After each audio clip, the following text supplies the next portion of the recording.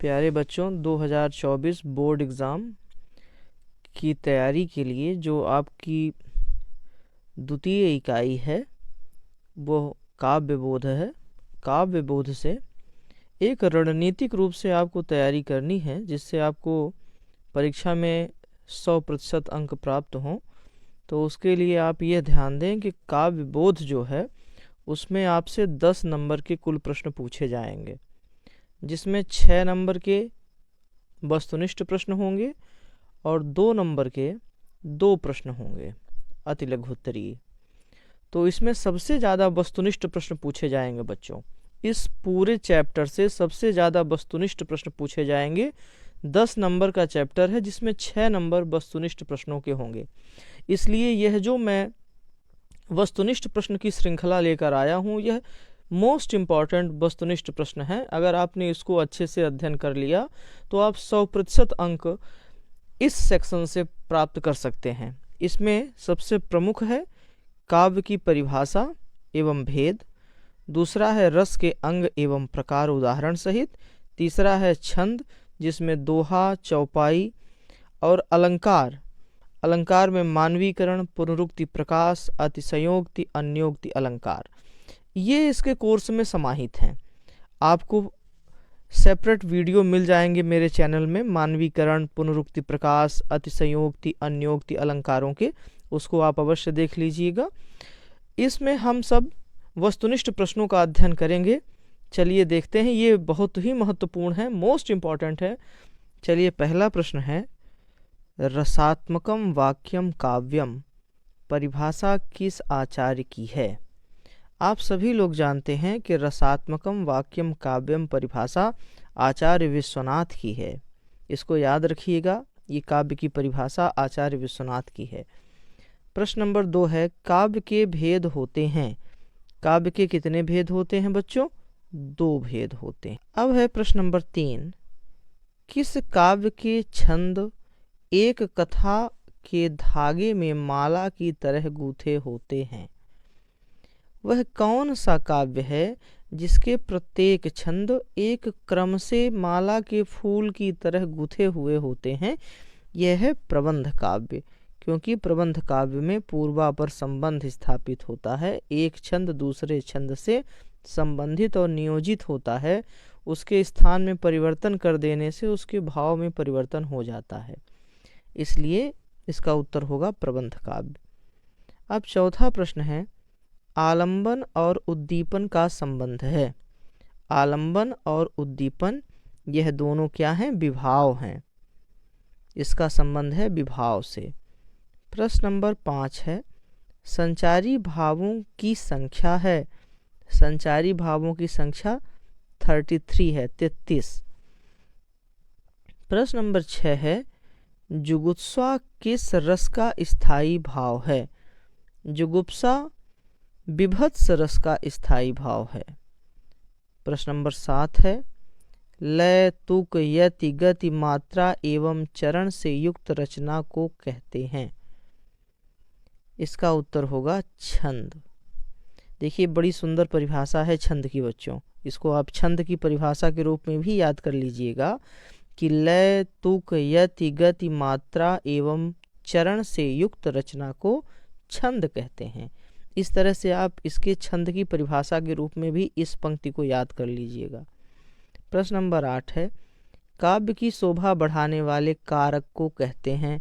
आप सभी लोग जानते हैं कि काव्य की शोभा बढ़ाने वाले कारक अलंकार कहलाते हैं। प्रश्न नंबर 9 है, दोहा छंद के द्वितीय और चतुर्थ चरण में मात्राएं होती हैं।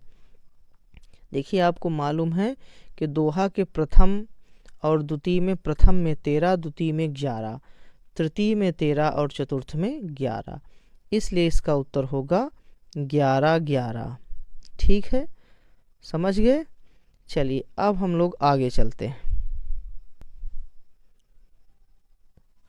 अब बच्चों हम लोग मोस्ट इम्पॉर्टेंट रिक्त स्थान देखते हैं, इसको भी आप लोग ध्यान से देख लीजिएगा।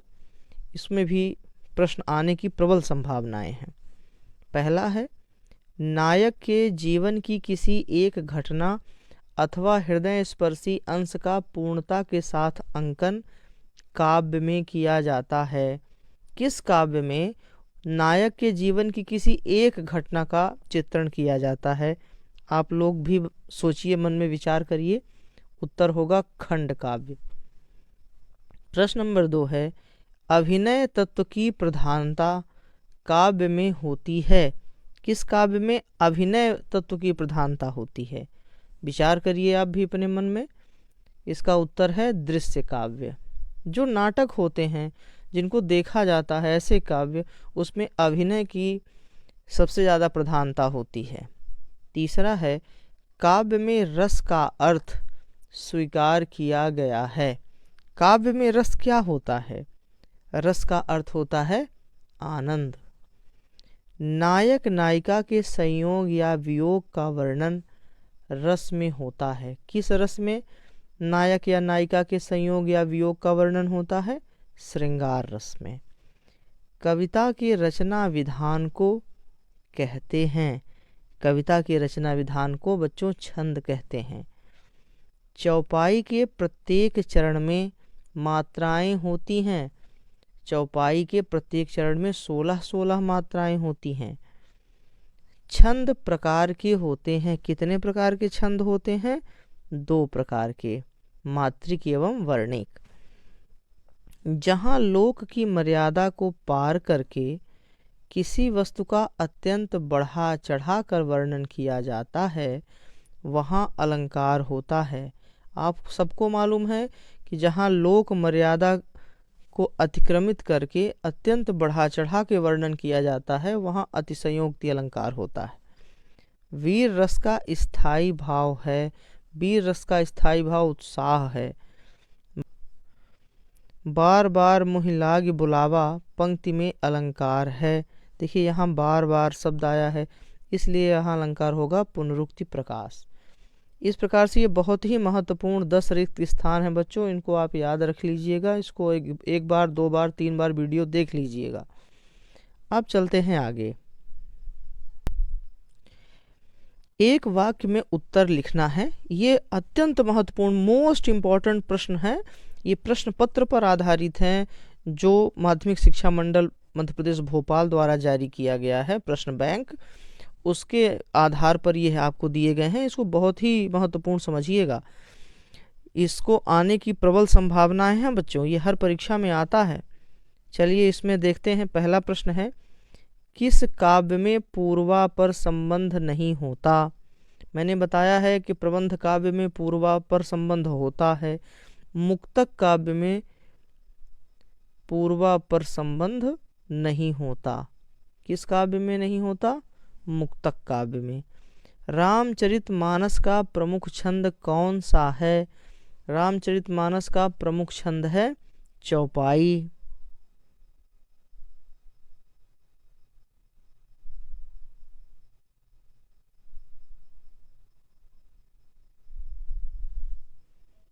रामचरितमानस का प्रमुख छंद है चौपाई। मुख्य रूप से स्थायी भावों की संख्या कितनी है? मुख्य रूप से स्थायी भावों की संख्या है 9। बतरस लालच लाल की पंक्ति में कौन सा रस है? इसमें श्रृंगार रस है। अर्ध सममात्रिक छंद क्या है?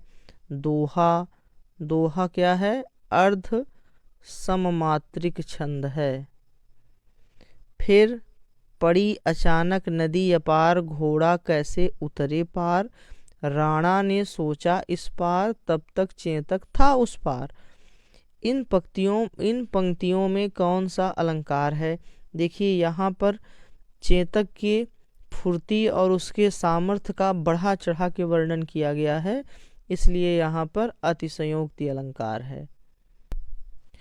फिर है गणों की संख्या लिखिए।